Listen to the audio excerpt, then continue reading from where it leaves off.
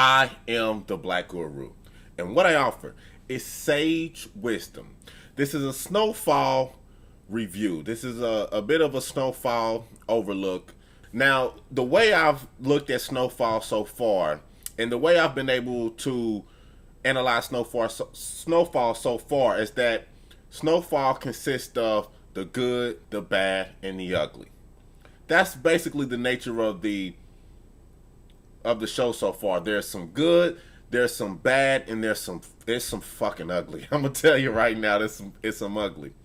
The good, I would say, is Lucia. Lucia's character and Lucia's storyline is the best thing this show has to offer. It's the most fleshed out. She has this compelling backstory about being this little girl who's seen her peoples get shot while she hid under the bed. So you see a lot of layers into Lucia's character.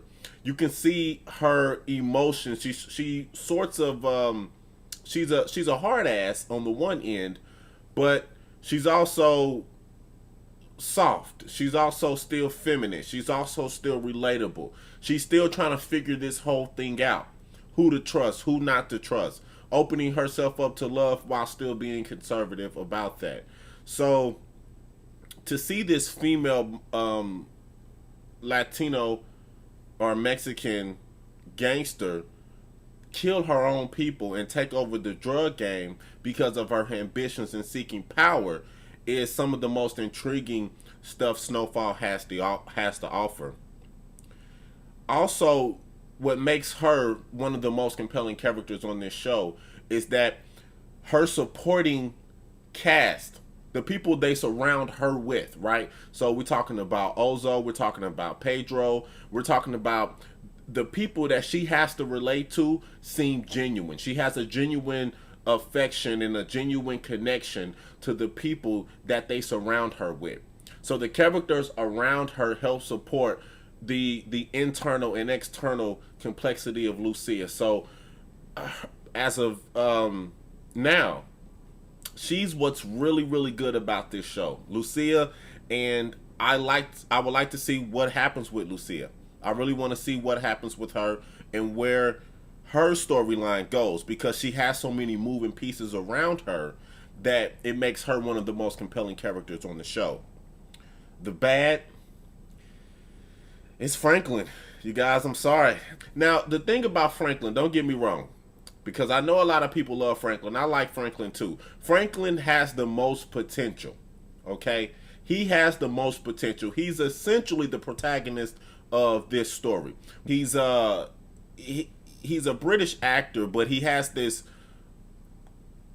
way of speaking about him that's very LA, very South Central, that he learned from Dub C, and he's very real. His environment seems real. He seems natural for that environment. The problem with that is he doesn't display any internal conflict. If you notice, there's scenes where Franklin's looking off into the distance and he's looking and he's got his back turned, or he's kind of looking off as if he's contemplating something, but as audience members, we don't really understand half the time what he's contemplating.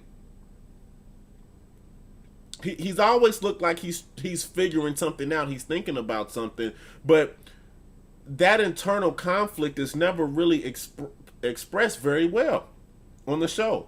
So, to give you guys an example, if we go back into season 1, episode 4, Franklin quit selling dope. He told Avi that, hey, I'm out of the dope game. I'm done. And then we had our 4th of July episode in season 1, and by the end of that episode, he goes back into the dope game. He goes back into selling dope. And it's never really clear why he made that decision based on the events of 4th of July. I've had some people tell me in the comment section that it was because his dad, which, okay, that wasn't clearly expressed. Maybe the situation with the police on that 4th of July episode sent him back into the dope game. But if you go back and rewatch that, he is the one who initiated the conflict with the police. He came out the crowd and was like, fuck you, pigs! So, and like that was enough to make you get back into a game in which you were almost beaten within an inch of your life. You seen a man get raped by another man and your money stole and you had to kill somebody. So the events of 4th of July, no matter how dramatic, don't outweigh the events that he had when he was selling dope, which forced him to quit. So and what drives Franklin to be this big time enterprising dope dealer is not really clear. And with that being said, it's bad because Franklin is essentially a plot driven character. He's driving shotgun to the plot, meaning Franklin has to do certain things because the plot demands him to do so. Franklin has to get into the dope game, get back into the dope game after he quits. Franklin has to take the business to be this big enterprising business. He has to do these things because the plot demands him to do so. What makes that bad as well is that his supporting cast is really one dimensional. And what that does is that even though Franklin's a bit of a one dimensional character so far, his supporting cast, the people they surround him by, his uncle, his homeboys, his family, they're all one dimensional as well. Nobody is bringing a level of complexity that forces Franklin to really deal with the issues that he's dealing with in the life. There's a few characters that are causing problems, like his relationship with his girlfriend. Her father is a police officer, so that may cause conflict, obviously. He has a homeboy now who may be dissenting from him, being a little bit obnoxious. But those one-dimensional characters that are surrounding Franklin are not complex enough to help the character Franklin flesh out how he feels and how he thinks about things and help flesh out his character. So even though Franklin has the most potential, the fact that he doesn't have internal conflict and he doesn't have a supporting cast that can put him in situations in which he can be fleshed out better, it makes him the bad. But that's just the bad. The ugly is Teddy. The ugly of this show is Teddy. If since the beginning of this fucking show, I've had the hardest time figuring out what is the character motivation for Teddy. Why is Teddy even in this fucking situation? Why is Teddy even doing this? He really has no business to be a CIA drug mule. He has no fucking business. As a matter of fact, he volunteered to do it. And now he's in the midst of being a CIA drug mule, and it's completely it's completely fucking inauthentic. What compounds that is the way that the actor acted the character in season 1. He acted as a mix of Kramer and Walter White. So Teddy would do these things where he keeps making these like Kramer, facial gestures, and when things happen, he was a little bit nervous and so shaky about everything. Well, that's a contradiction. If you volunteer to be a CIA drug mule, why the fuck are you so shaken by things? You wasn't forced into this life per se. You volunteered. But everything kind of, he's doing this whole Kramer bit, and and then in season 1 he's got these glasses on, and he's supposed to be cool with this jacket. That character never was buttoned down to me. Never has been buttoned down so far. Even in some of the more recent episodes as I film this.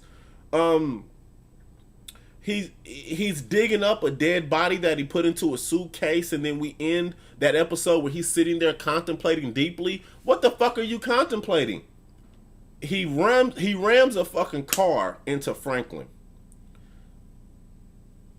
incapacitates him, locks him and his homeboy to fucking poles, brings a taser, tases them, use all of these high CIA tactics to try to figure out or to try to interrogate these two, or who knows what the fuck he's doing. forcing Franklin to guess who he is. He's doing this whole guess who I am thing. Franklin guesses who he is. Then he cracks this weird smile. And he's doing all of this just because he needs to be moving more weight as a CIA agent. And he needs to find a new plug because his old plug has went to jail. So you have to go to these great lengths to strike a very simple business deal. Okay? Now, you may be saying, well, Black Guru, you know, that's just what happened. That shit doesn't make any fucking sense. That shit doesn't make any fucking sense. But he's supposed to be doing all of this reflect. What type of fucking character is he? Is he menacing? Is he calculating? Is he aloof? What the fuck is going on with Teddy? What exacerbates this issue, what makes this even worse, is that Teddy has supporting characters around him that we know fucking shit about. We don't know shit about that woman that he calls on. I guess that's his CIA partner. I don't even know the motherfucker's name. I don't know her backstory. I don't really know her relationship to Teddy like that. His Matt, we're starting to get more from Matt, which thank God for Matt. If Matt wasn't there, this would be a complete dumpster fire. We didn't really get enough from his girlfriend and his son. And his boss. We heard his boss on the phone one time at the beginning of season 2. We haven't, as of the time of this, we haven't heard from that motherfucker since. So I say all of this to say, the people around Teddy don't help either. We haven't heard from Teddy's dad. We haven't heard from none of these motherfuckers. So we don't know how Teddy relates to these people. So we really can't really get a full understanding of who Teddy is. The best relationship that Teddy has had so far was with his girlfriend and his son at the in season 1. He had a girlfriend, he had a son, and he talks to them. They show how much they care about him. She asked him, come back to DC, get out the life, come raise your family, and for some reason he continues in the life. And again, it's not clear. Why not just go home and be with the people you care about, the people you love, instead of being this CIA operative selling keys of cocaine that makes you feel skittish and you gotta hit people with cars and do all of this shit to accomplish. Again, the reason why Teddy goes back and still sells the keys is because he has to. He has to. This is a plot-driven narrative. He has to go back and do that. Okay? Because logically, as the characters presented themselves, there's no reason to get back into that lifestyle. And unlike Walter White from Breaking Bad, he's not doing it to make money for his family. He hasn't mentioned that he wants to make money for his family and put them up. So Teddy is the fucking the shit about Teddy's the absolute worst about this show. It's the ugly. Teddy's character is fucking completely ugly. Now, one, good thing is that the actor has buttoned down the character a bit this season, and so far in season 2, and he's buttoned that character down. It's not all over the place like it once was. He's buttoned it down, so I give him that much. But so the acting has come in. But as far as the character itself, this character is like a fucking amoeba. It's like a fucking oil ink painting. It's all over the fucking place, and you don't know what's going on with it. So with Lucia being good and her supporting cast really fleshing out her character, with Franklin being the bad, even though he has a lot of potential and he's the most potential, he's the protagonist, his supporting cast is just simply one-dimensional, and we don't see the internal conflict of Franklin. And Teddy being the ugly, his character being completely undefined with no character motivation and zero supporting cast around him to help flesh him out. That's my synopsis of Snowfall up until this point. That's my review. For those who do not know, I am the Black Guru. What I offer is sage wisdom. Follow the Black Guru if you don't already. And I appreciate you guys watching. Thank you.